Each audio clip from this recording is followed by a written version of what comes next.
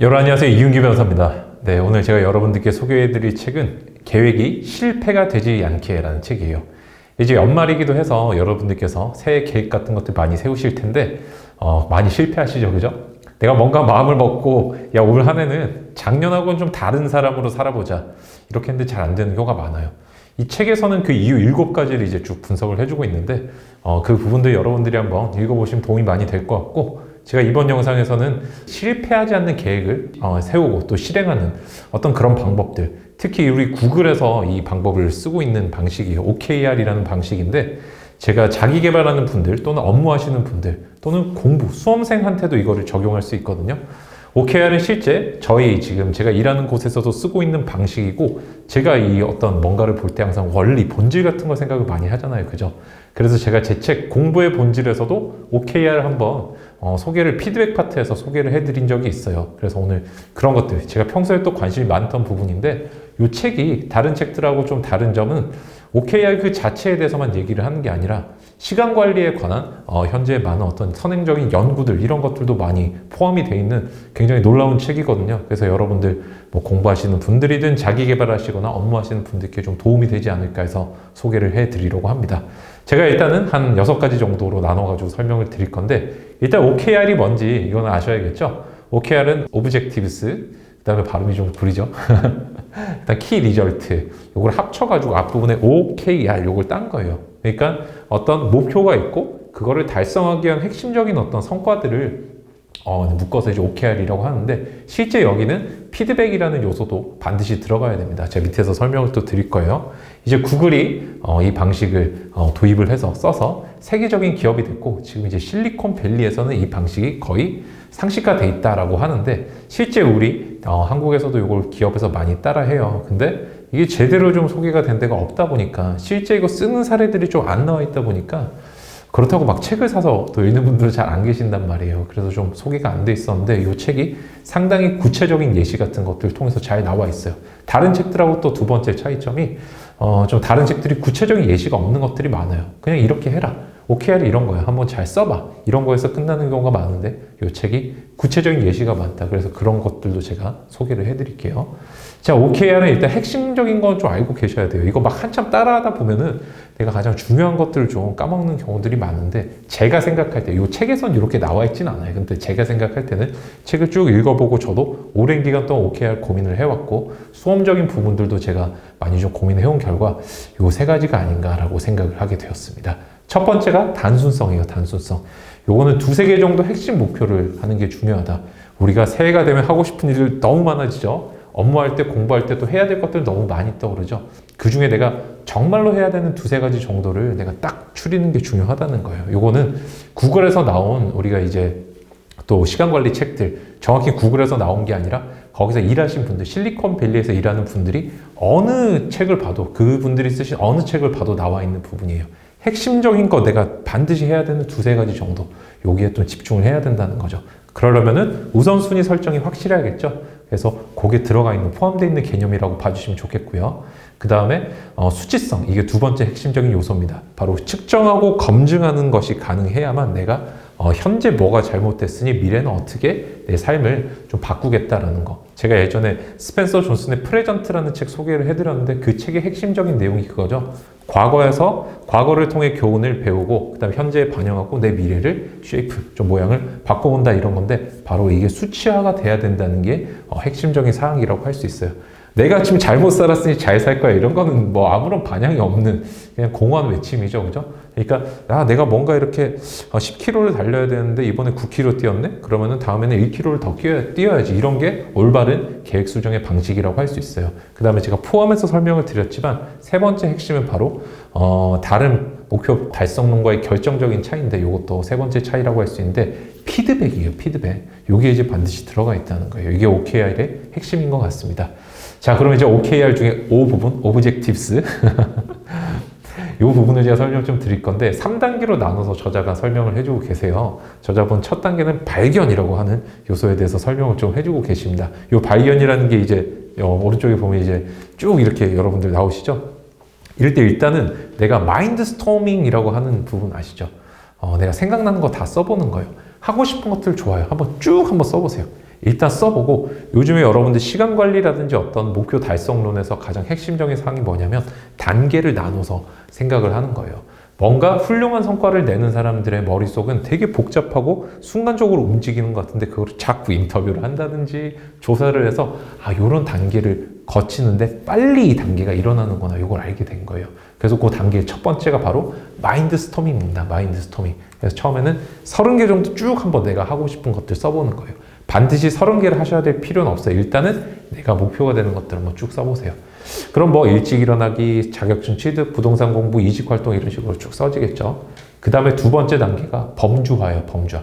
비슷한 것끼리 한번 묶어보는 거예요. 그래서 커리어 관리라고 이제 보니까 뭐 이직활동도 있고 그 다음에 토익 800점을 받아 영어 성적을 잘 받아야 되죠. 우리 영어는 숙제. 그 다음에 자격증 취득, 그 다음에 현재 업무 평가 A 받기, 뭐 연봉 올리기. 그래야 내가 연봉 협상할 때 얼마를 받았는데 요 정도 받고 싶다라고 얘기를 할 수 있는 거잖아요. 그죠? 그 다음에 뭐 건강에 대한 거라면 일찍 일어나기, 아침 요가하기, 유산소 운동하기, 스트레칭하기 이런 식으로 묶을 수가 있겠죠. 이런 식으로 이제 묶고 난 후에 이 책에서 핵심적인 또 질문은 이거예요. 저는 여기서 좀 울림이 컸었는데 이렇게 한번 물어보고 싶다는 거예요. 건강에 대해서 방금 예를 들어서 앞에 한 부분 중에 건강이라고 하면은 여기서 멈추고 나는 왜 건강해지고 싶은가? 하고 싶은 일을 마음껏 하기 위해서? 아니면 더 많은 시간을 자유롭게 사용하기 위해서? 운동을 하는 것이 즐겁고 행복하기 때문이야?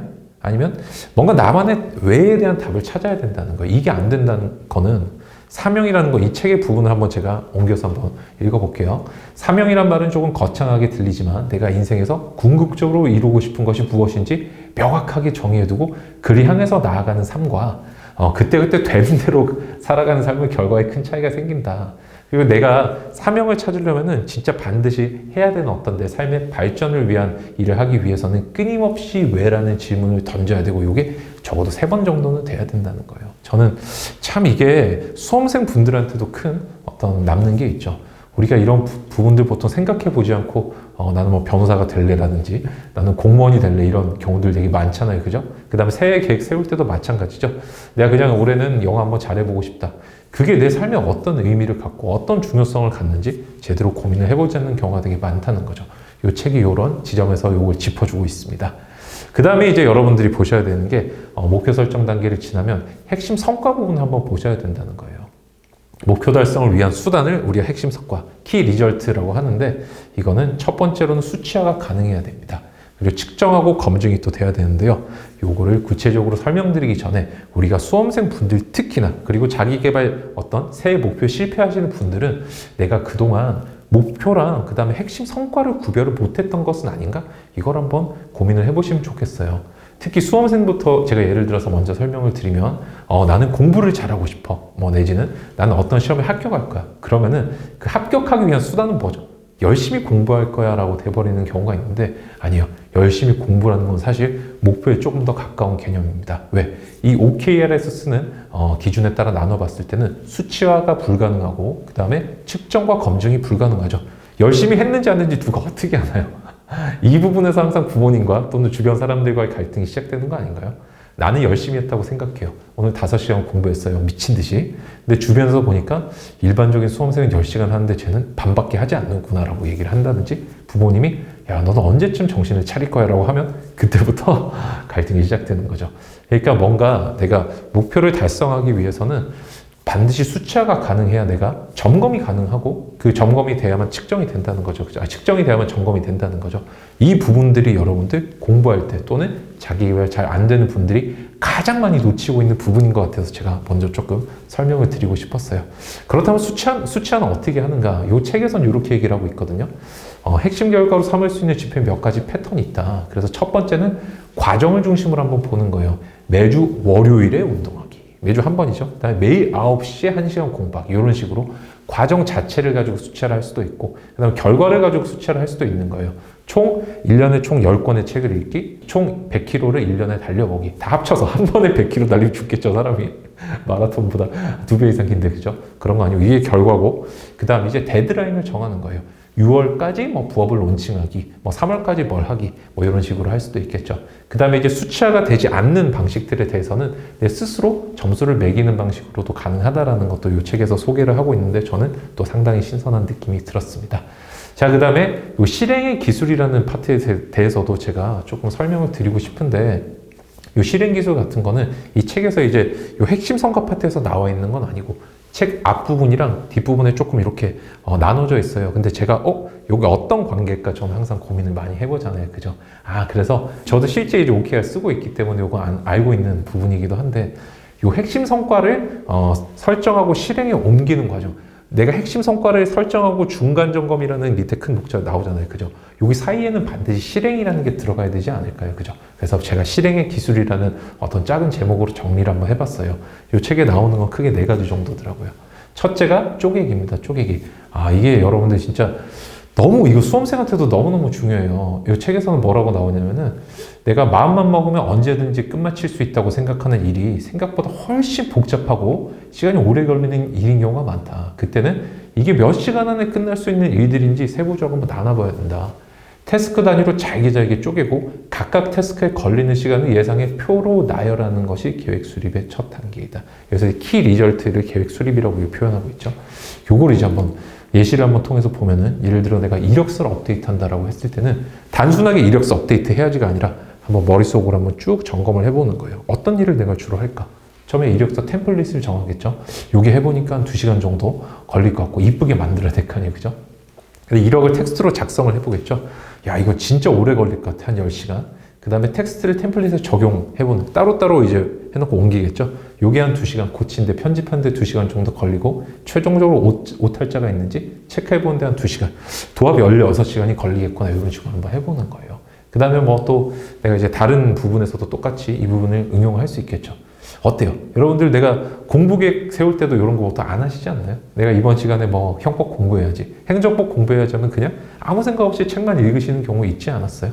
내가 매 시간마다 뭘 해야 된다는 게 공부에서도 핵심이라고 설명드렸던 거 혹시 기억나시나요? 지난번 영상하고 다른 뭐 합격수기 분석 영상에서도 제가 한번 말씀을 드렸었는데, 저는 일단은 자리에 앉으면은 전날 했던 공부를 2시간에서 3시간 정도 복습을 전체적으로 해주고요. 그 다음에 15분 동안은 오늘 1시간에서 2시간 정도 공부할 범위의 목차만 읽어요. 그 다음에 나머지 30분 동안은 또 뭐라냐면은 한 50분 정도라고 잡을 때 제가 그 밑에 밑줄을 칩니다.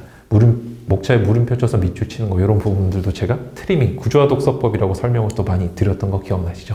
이 부분도 여러분들 이게 원리는 다 통하는구나 라고 한번 봐두시면 좋겠어요. 아니, 구글에서 쓰는 방식인데 왜 공부하는 사람이 이거를 알아야 되는 거지? 어떻게 관련이 있는 거지라고 생각하실 수 있지만, 해야 되는 일로서 똑같은 거예요. 구글이 해야 되는 일은 어떤 구글이라는 걸 운영하는 거고, 수험생이 해야 될 일은 공부라는 거죠. 그래서 우리가 해야 할 일을 효율적으로 잘하는 사람, 프로에게 이런 방식을 한번 배워보고 나에게 적용해 볼 필요도 있다. 저는 실제 제 수험 기간에서도 그런 것들을 항상 염두에 뒀고, 지금도 항상 염두에 둬서 여러분들께 설명을 드리고 있으니까 한번 고민을 잘 해보시기 바래요. 어쨌든 우리가 이 OKR을 공부에도 적용할 수 있다. 방금도 이렇게 말씀을 좀 드렸어요. 그 다음에 시간 쪼개기를 이제 여러분들이 하고 난 다음에는 타임테이블을 한번 세워볼 필요가 있다는 거예요. 이게 어떤 요소들로 이렇게 나눠진다. 예를 들어 뭐 책 쓰기 프로젝트를 내가 한번 기획을 했다라고 한다면, 여기서 뭐 어떤 책을 10권 읽기, 그 다음 원고를 몇 자 작성하기, 그 다음에 글쓰기가 얼마 도움되었는지 분석하기, 이런 어떤 키 리절트 같은 것들을 한번 쭉 봤다면, 이제 요것들을 한번 1월, 2월, 3월, 4월 이런 식으로 한번 나눠보는 거예요. 책 10권 읽기는 1월에는 뭐 3권, 2월에는 2권, 이런 식으로 이제 목표를 세워보는 거죠. 내 구체적인 어떤 일정에 따라서. 그 다음에 글 14만 자 쓰기 같은 경우는 1월에는 목차만 쓰자, 2월에는 3만 자만 쓰자, 이런 식으로 좀 나눠가지고 할 수 있겠죠. 요게 OKR과 그 다음 타임테이블, 이렇게 내가 시간 단위로 연결해서 하는 거. 수험생들은 여기서 뭐를 보통 많이 하죠?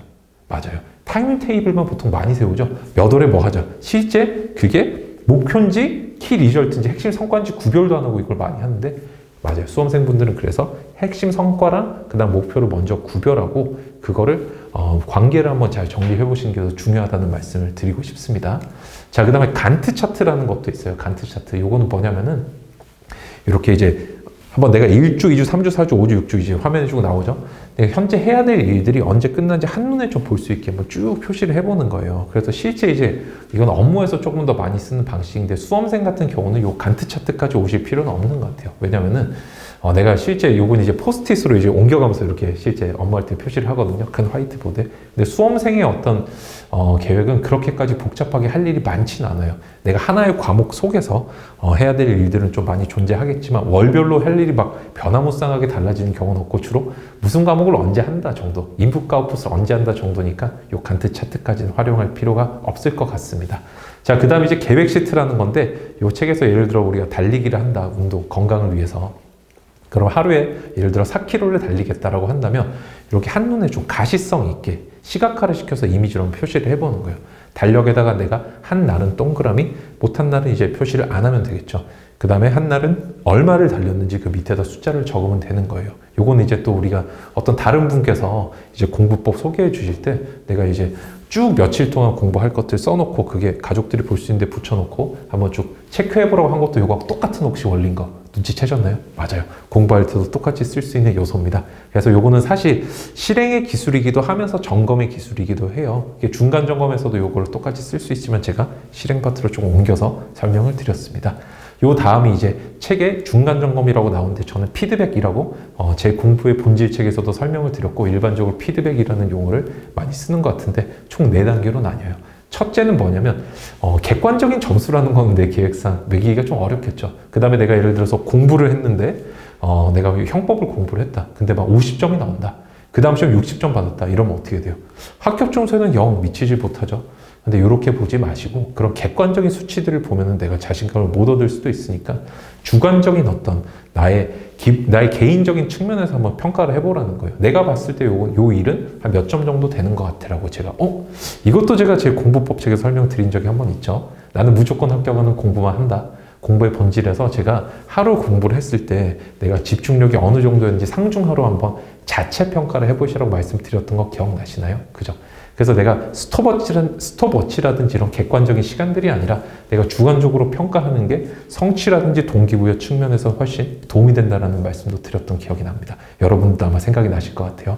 그래서 이런 식으로 내가 예를 들어서 키 리저트 핵심적인 성과가 경제 금융에 대한 15권 책을 읽기면 여기서 내 점수를 한번 매겨보는 거예요. 순서는 지금 분석과 점수라고 되어 있지만 점수를 먼저 매기고 나서 원인을 적어요. 공부의 본질에서도 제가 설명드렸죠. 그죠? 10점 만점에 8점 정도 되는 것 같아. 왜? 이유는 뭘까? 이번 달에 책을 4권을 완독했기 때문이야. 남은 기간 동안 속도를 내면 2권 다 완독할 수 있어. 그러면 이제 뭐 11권 정도를 나머지 읽을 수 있다는 거겠죠. 이런 식으로 한번 적어보는 거예요. 그 다음에 내가 실패했을 때는 또 마찬가지로 실패 원인을 적어야 돼요.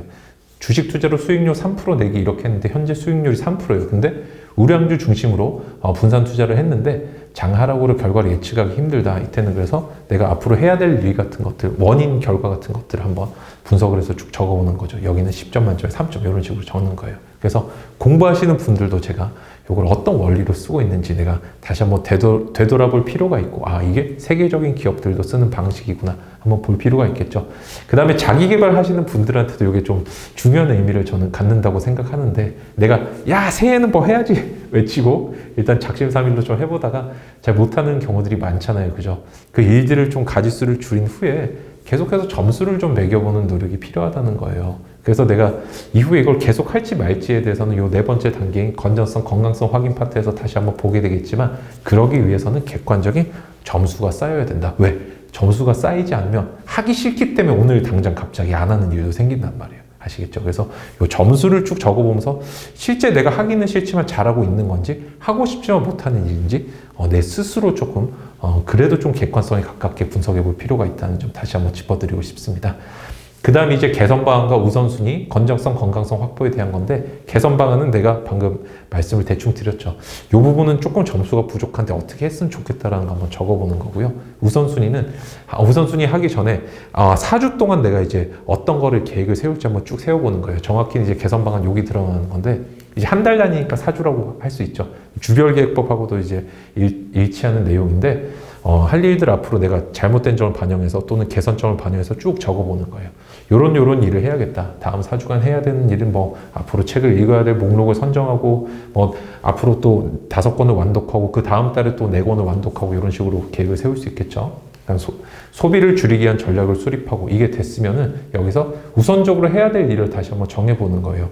우선순위 1번이 지난달 가계부부터 정리하고 개선점 찾기. 그 다음이 뭐 기업 실적 읽고 분석하기, 경제서적 한 권 완독하기. 그러니까 내가 큼직하게 해야 될 일 속에서 세부적으로 더 우선순위를 두고 중요한 것을 파악을 해보는 거예요. 그게 어디 나오죠? 심플리시티. 그러니까 내가 그 단순하게 뭔가 계속 생각을 해줘야 된다는 거예요. 사람은 제가 고승덕 변호사님 학교 속에 소개를 해드리면서도 말씀을 드렸는데 내가 해야 될 게 명확하지 않으면 현재 집중을 할 수가 없어요. 그래서 실패의 가장 큰 원인 중에 하나는 집중을 못하는 거고 집중을 못하는 이유는 목표가 단순하지 않다는 것에서 온다는 것도 제가 한번 설명을 드렸던 기억이 납니다. 그 다음에 이제 건전성, 건강성 확보라는 건 뭐냐면은 내가 이 일을 계속 하는 게 맞는 걸까라고 다시 한번 쭉 평가를 한번 해놓은 걸 놓고 보는 거죠. 그 다음에 현재 이거를 할 수 있는 건강은 되는가?